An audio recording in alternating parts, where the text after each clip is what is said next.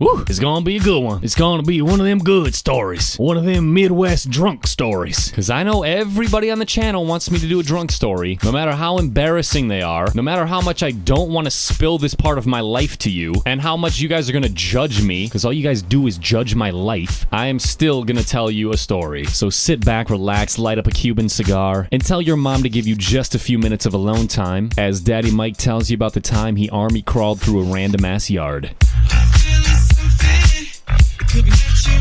This story starts off in the drunken state of Minnesota. I went out drinking with my cousin. See, the thing about when we go out is we like to pregame really hard because then we don't have to pay as much at the bars. So this night starts off with us taking like 5 shots of whatever we could find. Like vodka, wine, you name it. It's just we were taking shots. Probably like 5 shots worth of alcohol, and then we decided to go hit the bars. But this is just how the story begins. We were in a city called Duluth, Minnesota, and we went to a bar called Grandma's. Despite what the name would have you believe, this place is ratchet as fuck. Like, this isn't the place where you go to meet new people. This isn't the place you go to find a chill drink or to meet up with an old friend. This is the place you go to bring that 6 out of 10 home with you at 2:30 in the morning. Fucking ratchety ass Grandma's, man. I love that place. Anyways, we arrive at this bar 5 shots deep, looking to get even drunker. So we order some shots of what is called Fireball. A lot of my older viewers probably already know what this is, but if you don't, it's cinnamon flavored whiskey. It's like if you could drink Big Red gum and get drunk off of it. And every single time I've ever been obliterated, the night has started with Fireball. I'm not kidding. I don't even know what's in this or if it's just the cinnamon, but if you ever want to take advantage of me for whatever reason, skip the roofies, okay? Fireball is cheaper. That stuff just destroys me. So there I am in this bar, you know, taking a shot of Fireball. I think I also got like a gin and tonic, so I am sauced. I'm so sauced that all of a sudden I find myself on the dance floor grinding with this African woman. I'm not being racist here. Like, this was legit. She was from Africa. Like, she had an accent. I asked where she was from, and she was like, "Oh, I'm from Africa." But you gotta remember now, Mike is drunk.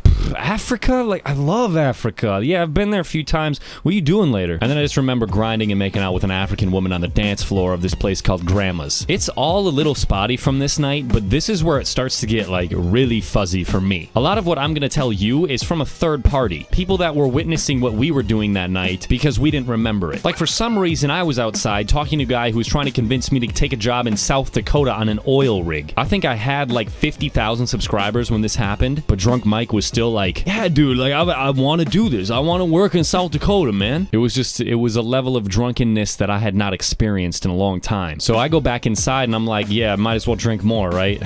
You know, what can go wrong? So while I'm up by the bar, I run into this guy from Chicago. So him and his friends start telling me about how he's some, like, up-and-coming rapper. He's got a ton of fans, a huge following, and he's telling me how one day he's gonna have that gold record. So I'm like, oh shit, man, this guy's the real deal. So he hooked me up and he's like, yo, here's my SoundCloud. So I check it out. I look up his SoundCloud thinking this guy is like, he's the real deal, man. I just ran into somebody who's about as big as me. This guy had 50 followers.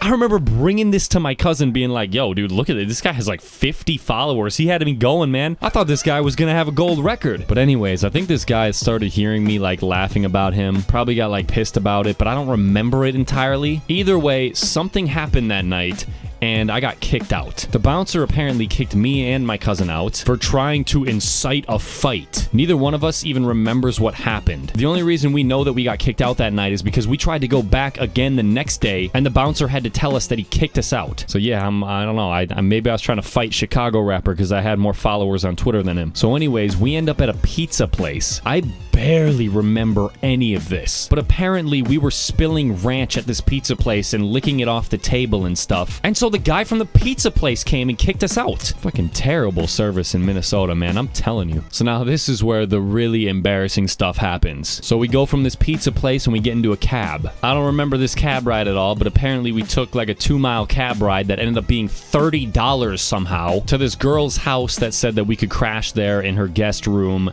and just spend the night. This girl was like an angel. At this point in the night, it's basically like I was crossing the Antarctic. I was hungry and tired and I had nowhere to go. I was about to die. And then out of nowhere, this Eskimo with like a halo above her head invites me into her igloo. And this igloo has a king-size bed and it's like 75 degrees. So I was like, hell yeah. So we get in this cab, we get to this girl's house, and NeatMike, whoo, NeatMike lost it, guys. I lost it. Apparently, from all the other people that we were with, I lost ability to use my legs. And I start army crawling through this girl's yard to her front door. It's not that big of a deal, right? Except while I was doing this, I was vomiting on the yard. So I was like a slug, vomiting onto the yard and then crawling through it. Apparently, my cousin helped me into the house and brought me into her guest bedroom. Why this girl would let me into her guest bedroom, like, common sense. You put the drunk NeatMike in the garage or the backyard. You don't let him into your house. Anyways, I climb into this beautiful king-size bed. They got those, like, really expensive pillows and shit. The ones that you would find at a really expensive hotel or at, like, your grandma's house. So then I lay down in this bed, and if you've ever been drunk before, you get a little thing called the spins. So I'm staring at the ceiling, and it feels like I'm going 900 miles an hour around the globe. So, of course, I just fucking puked everywhere. In the bed, on the floor, just everywhere, man. It was terrible. I was sending texts to people hundreds of miles away being like, yo, you gotta come pick me up. And then they were just kind of like, dude, are you fucking retarded? Like, yo, I'm in California right now. Yeah, bro, just come pick me up, man. Bring me to the hospital. Eventually, I just passed out, and then I woke up the next morning at like 6 o'clock. It was some crazy early time because I was still drunk. And this was like the dick move of the night. This girl, this angel from heaven that let me stay in her guest bedroom, had this big, like, fluffy teddy bear in her room. And drunk Mike decided he was gonna be a good guy and wipe up all of his puke with this teddy bear. Oh my god. For some reason, while I was doing this, I also thought it was a good idea to take a picture of it with the caption puke bear and then make it my Snap story.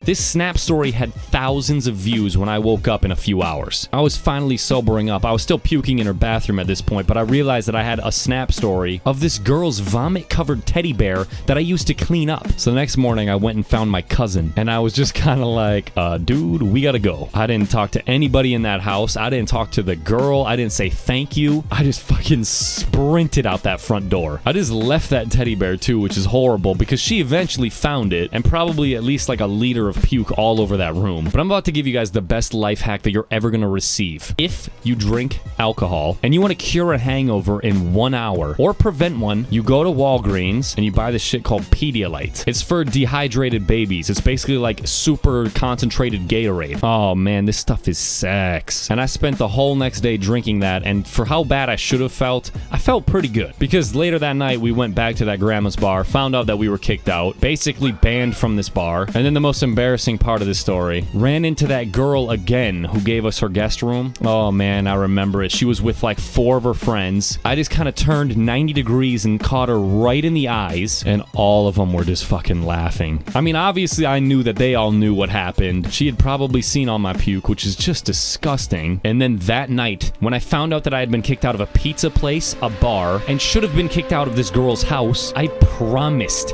that I was gonna quit drinking forever. And then 3 days later, I got drunk again, and basically have been getting drunk ever since. Hey, come on. You guys know how bad I am. Remember when I said I'd go full-time at 100,000? Yeah, right.